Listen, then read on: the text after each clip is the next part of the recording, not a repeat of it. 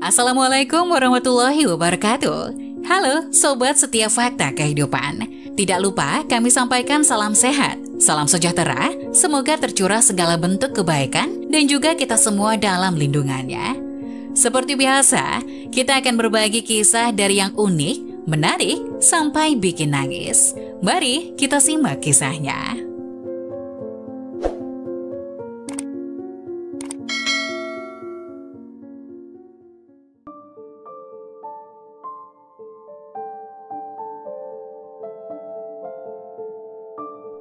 Karir pilot ini hancur setelah ketahuan selingkuh dengan pramugari. Saat cinta tulus telah dikhianati, kesetiaan menjadi beban berat yang harus dipikul. Rasanya seperti kepercayaan yang diinjak-injak, dan hati yang dulunya penuh kehangatan kini terasa beku oleh kekecewaan. Meskipun kesetiaan menjadi korban pengkhianatan, dalam kepedihan itu masih terselip kekuatan yang membara. Kesetiaan bukanlah lembaran kertas yang bisa dengan mudah sobek oleh angin badai pengkhianatan. Sebaliknya, ia adalah batu fondasi yang kokoh yang mampu bertahan meski dihadapkan pada gempa terberat sekalipun. Dalam perjalanan cinta yang penuh liku, saat kita menemukan diri terjatuh dalam kekhianatan, kesetiaan adalah sinar harapan yang masih menyala.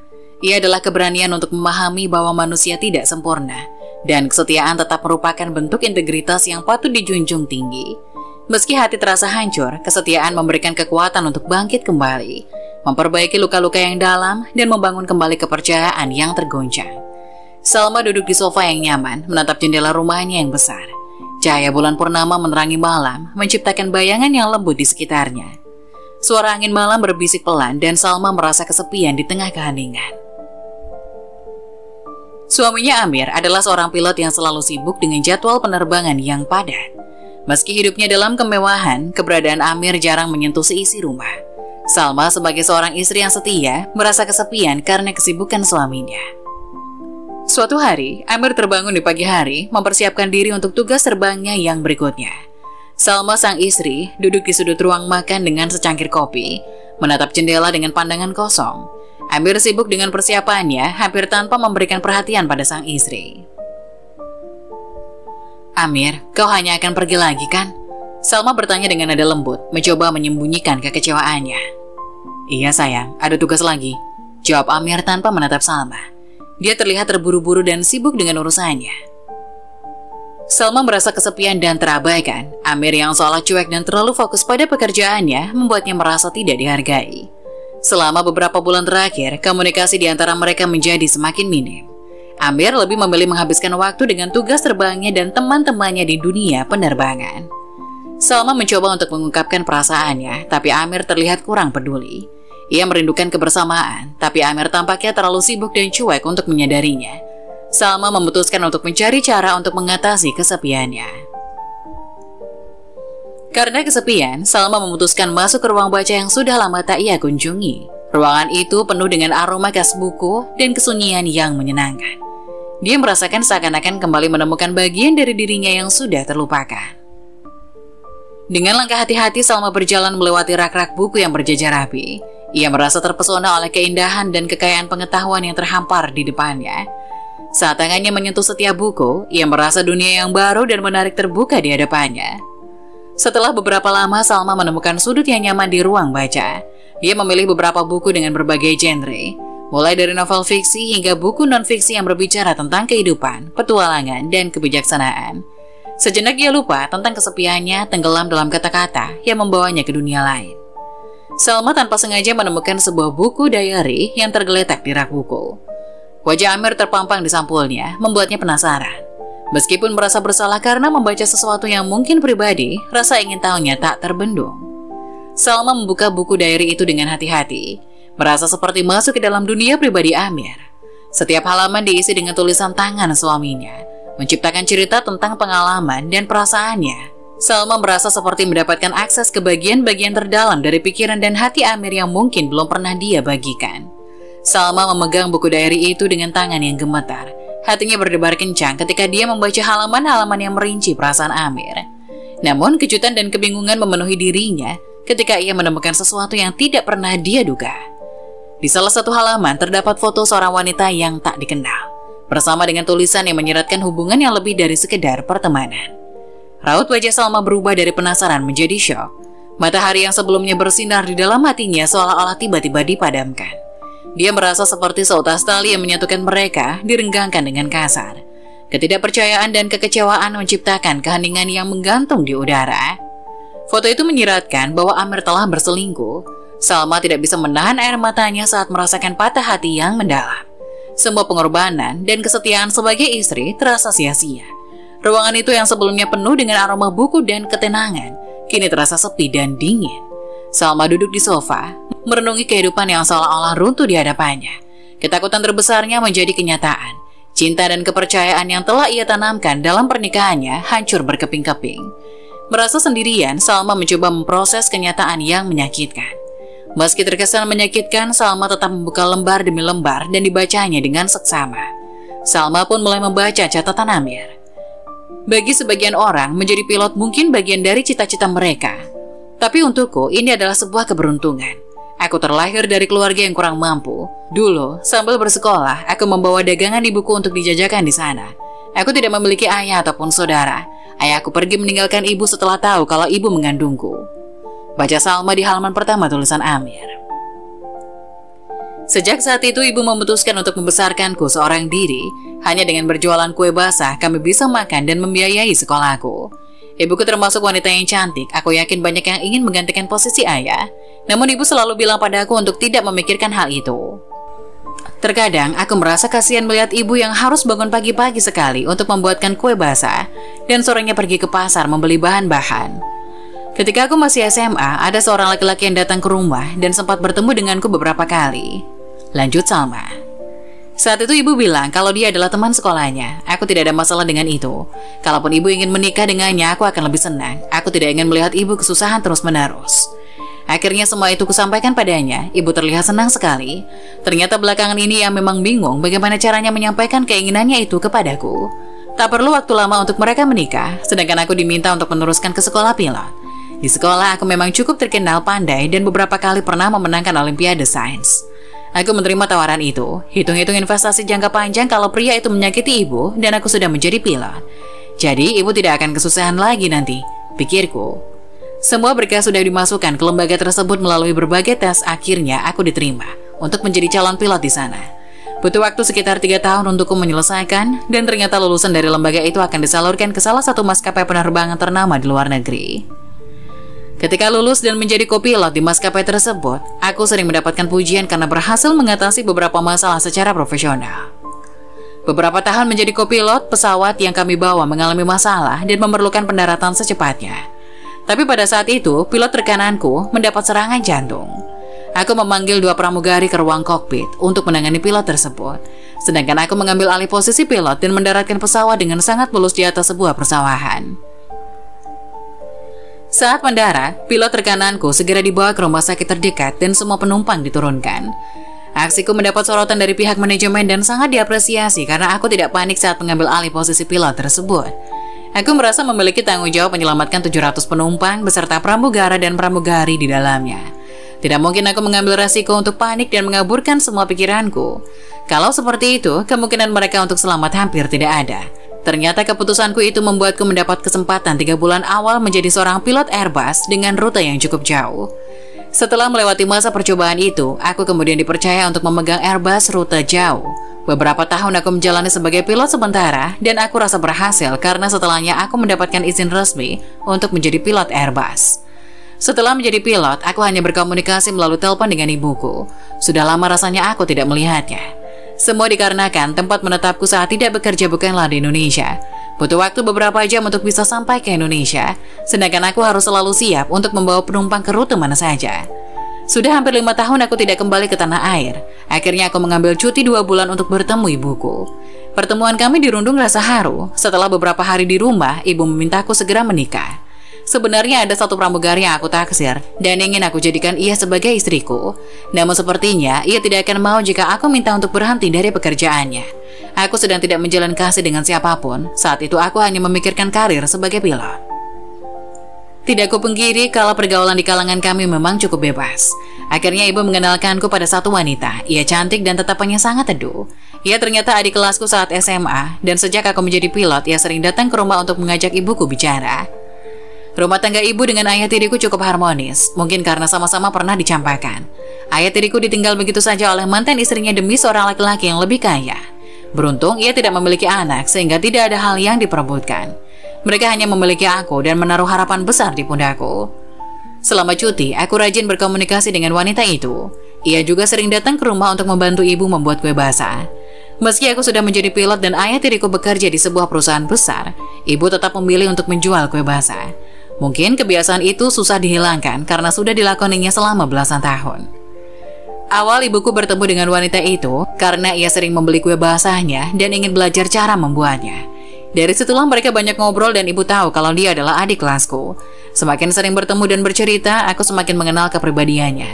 Ia sangat ceria dan berpikir positif. 2 bulan aku cuti, tidak semua aku habiskan di dalam rumah. Aku bermain bersama teman-temanku dan dikenalkan banyak wanita. Kami bertukar nomor kontak, tapi satu persatu aku eliminasi dari kategori calon istri karena mereka terlalu berorientasi pada uang. Aku mencari uang bukan untuk mereka, tapi untuk ibuku. Dari 5 wanita yang dikenalkan kepadaku, hanya tersisa 2 orang, adik kelasku dan sepupu temanku. Sebenarnya sepupu temanku ini kehidupannya tidak jauh berbeda denganku, dan aku yakin ia pasti akan mengerti.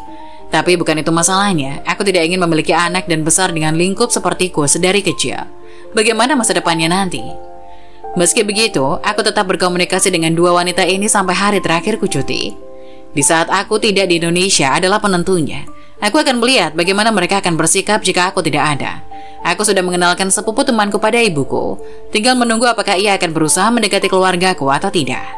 Sebagai seorang pilot, pastilah hidupku banyak di luar negara dan aku membutuhkan istri yang bisa menjaga anak-anakku sekaligus ibuku. 6 bulan sejak keberangkatanku kembali ke negara orang lain, hanya 3 kali sepupu temanku menghampiri ibuku. Sedangkan adik kelasku hampir setiap minggu karena ia tetap belajar membuat kue basah. Adik kelasku tidak diberitahu oleh ibu kalau aku sedang mencari seorang istri, dan dia masuk ke dalam kandidatku. Tapi perlakuannya terhadap ibuku yang membuatku luluh dan memilihnya. Diam-diam aku juga lebih menyukainya dibandingkan sepupu temanku itu. Setahun kemudian, aku kembali dan melamar adik kelasku. Tentu saja selama 1 tahun itu, kami menjalin kasih dan kepulanganku kali ini memang khusus untuk meminangnya. Setelah menikah, ia tinggal dengan ibuku. Aku bisa saja membelikannya rumah, tapi sepertinya ibu ingin mendapatkan teman bertukar cerita. Aku mendapatkan libur setelah menikah selama 3 bulan dan aku tambah dengan cutiku selama 3 bulan. Jadi total 6 bulan aku berada di Indonesia. Ibu berharap selama aku di Indonesia bisa memberikan cucu untuknya. Rupanya doa ibu terkabul. 4 bulan menikah istriku hamil, tapi 2 bulan setelahnya harus aku tinggal karena masa cutiku sudah habis. Istriku tidak keberatan dengan hal itu, hanya saja sebelum ia melahirkan aku sudah harus di Indonesia untuk menemani proses bersalinnya. Aku menyanggupinya. 2 bulan kemudian aku berangkat ke negeri orang dan tetap memantau istriku hanya melalui video call. Ia juga sering mengirimkanku foto-foto hasil USG anak kami. Rasanya saat-saat seperti ini membuatku sangat bahagia. 5 bulan kemudian aku kembali mengambil cuti, 2 bulan untuk menemani istriku lahiran. Ternyata anak kami laki-laki, aku bahagia sekali.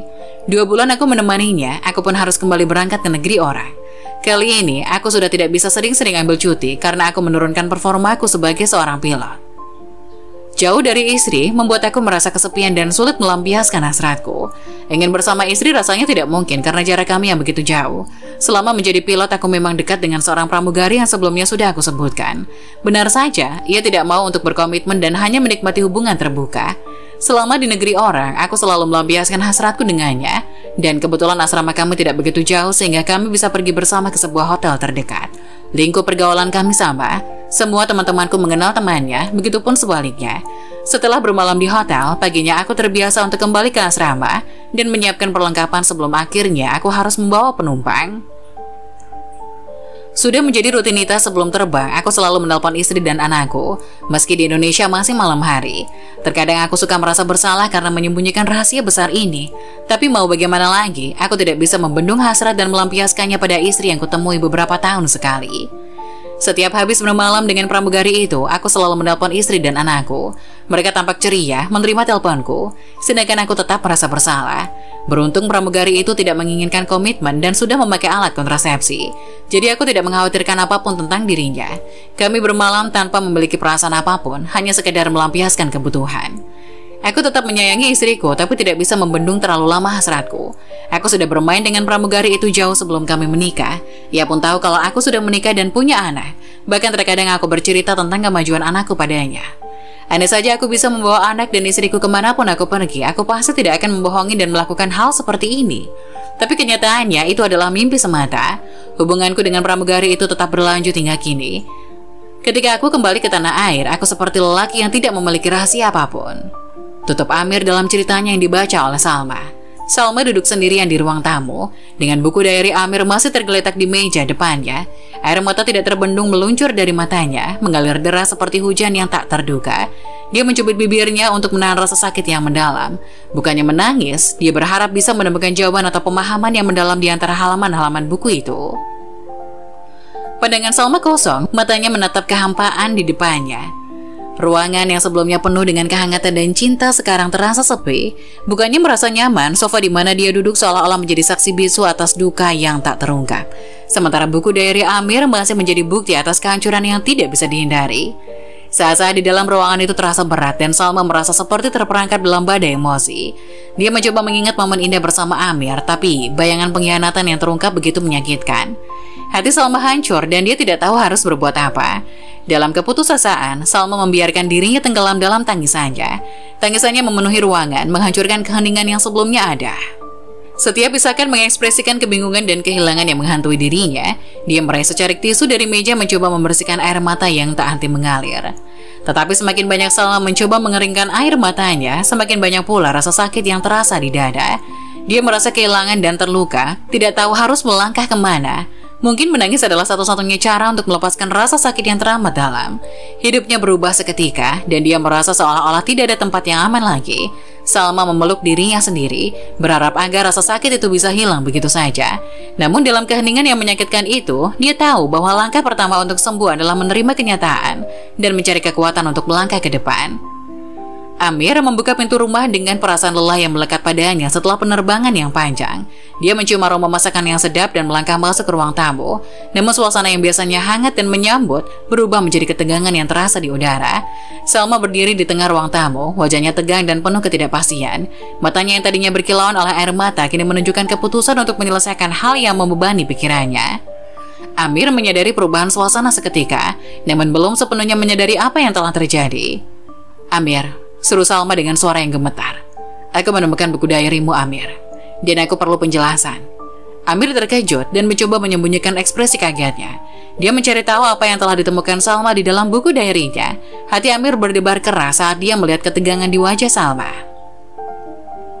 "Bukumu, Amir," lanjut Salma dengan nada yang penuh emosi. "Ada foto seorang wanita di dalamnya. Siapa dia, Amir?" Amir terdiam sejenak. Matanya berusaha mencari kata-kata yang tepat. Dia tahu bahwa kebenaran harus diungkapkan dan dia tidak bisa lagi menyembunyikan rahasia yang telah terbongkar. Salma menatap Amir dengan pandangan penuh penantian, meminta klarifikasi atas pengkhianatan yang dia temukan di buku diary itu. Amir merasa berat untuk mengatakannya, tapi akhirnya dia berkata, "Salma, ini adalah kesalahan besar yang telah aku lakukan. Aku bersalah dan aku minta maaf." Wajah Salma mencerminkan kombinasi antara kekecewaan, kebingungan, dan kesedihan. Dia merasa dunianya runtuh dan kepercayaannya pada Amir hancur. Amir mencoba menjelaskan keadaannya, tapi kata-katanya terasa kurang mampu menggambarkan betapa dalam penyesalannya. Dalam momen kebingungan dan kekesalan setelah konfrontasi dengan Amir, Salma merasa perlu berbicara dan mencurahkan perasaannya. Tanpa memberikan rincian yang spesifik, dia menulis sebuah curhat di media sosial tentang perasaan terluka dan kekecewaannya. Dalam postingannya, Salma mengekspresikan bagaimana kehidupan yang sempurna tiba-tiba terguncang oleh pengkhianatan. Dalam hidup kita selalu berusaha jadi yang terbaik, memberikan yang terbaik dan mencintai dengan sepenuh hati. Namun terkadang kita menemukan diri kita terjatuh dalam kehancuran yang tak terduga. Saya merasa seperti dunia saya hancur dan hati saya penuh dengan kekecewaan. Mungkin hidup memang tak selalu seperti yang kita bayangkan. Post Salma yang penuh dengan emosi dengan cepat menarik perhatian orang-orang di media sosial. Banyak yang memberikan dukungan dan mengungkapkan simpati terhadap situasi yang dihadapi Salma. Beberapa orang bahkan membagikan pengalaman mereka sendiri tentang menghadapi pengkhianatan dan bagaimana mereka bangkit dari keterpurukan. Seiring berjalannya waktu, postingan Salma menjadi viral. Pesan positif tentang kekuatan perempuan dan pentingnya mendukung satu sama lain menyebar di dunia maya. Salma yang awalnya merasa terisolasi mendapati dirinya dikelilingi oleh komunitas daring yang memberinya dukungan dan kekuatan. Namun viralnya postingan Salma juga menarik perhatian media mainstream. Beberapa media mulai menghubungi Salma untuk mendapatkan cerita lebih lanjut. Salma yang sebelumnya tidak pernah membayangkan bahwa masalah pribadinya akan menjadi berita, merasa terbebani dengan perhatian yang tiba-tiba. Sementara itu, Amir juga terkena dampak dari viralnya postingan Salma. Dia mendapati dirinya menjadi pusat perhatian publik dan dihadapkan pada pertanyaan dan kritik dari berbagai pihak. Amir menyadari bahwa keputusannya memiliki konsekuensi besar dan dia harus berjuang untuk memahami dan memperbaiki hubungannya dengan Salma, bahkan di tengah sorotan media yang intens. Berita tentang perselingkuhan Amir dengan cepat menyebar ke berbagai media, menciptakan badai publisitas yang merugikan bagi maskapai tempat dia bekerja. Setelah penyelidikan internal dan tekanan media yang meningkat, maskapai itu mengambil keputusan drastis untuk mencopot Amir dari jabatannya sebagai pilot. Keputusan ini menyebabkan Amir kehilangan pekerjaannya dan dihadapkan pada konsekuensi yang berat akibat tindakannya. Berita tersebut menjadi headline di berbagai media, menarik perhatian publik dan memunculkan berbagai opini serta spekulasi. Amir yang sebelumnya dikenal sebagai seorang pilot profesional sekarang harus menghadapi reputasinya yang hancur dan tanggapan negatif dari masyarakat. Dalam wawancara publik, juru bicara maskapai menyampaikan bahwa keputusan untuk memecat Amir adalah langkah yang diambil untuk menjaga reputasi dan integritas maskapai tersebut. Mereka menegaskan bahwa tindakan perselingkuhan oleh seorang karyawan tidak dapat ditoleransi, terutama di dunia penerbangan yang memerlukan tingkat kepercayaan dan profesionalisme yang tinggi. Amir yang sekarang merasa kehilangan banyak hal, termasuk pekerjaan yang dicintainya dan reputasinya yang hancur, mencoba menjalani hidupnya di tengah sorotan media dan kritikan publik. Dia merasakan beban berat dan akibat dari kesalahannya. Meskipun mungkin ada upaya untuk memperbaiki hubungan dengan Salma, Amir menyadari bahwa perjalanannya untuk mendapatkan kembali kepercayaan dan martabatnya akan menjadi suatu tantangan yang besar.